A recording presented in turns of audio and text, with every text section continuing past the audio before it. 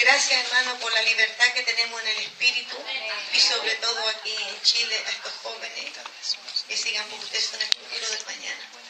Amén. Que el Señor les bendiga. Padre, te damos gracias, Señor, por el tremendo privilegio que hemos tenido en esta mañana, Señor, de poder alabarte, glorificarte y destacar tu nombre, Señor. Señor, así como David decía, tuya es la gloria, Señor, tuya es la victoria, tuya es el honor, y todo lo que hay en el cielo y en la tierra, Señor, te pertenece, porque tú, Señor, gobiernas sobre todas las cosas.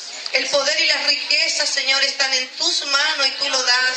Te alabamos, Señor, por cada palabra tuya, Señor. Ahora, Señor, te pedimos que tú nos despidas, pero que tu presencia, esa gloria, Señor, que somos, como dice tu palabra, transportadores de tu gloria, que en esta semana, Señor, esa gloria tuya, Señor, pueda ser reflejada en cada vida y cada corazón.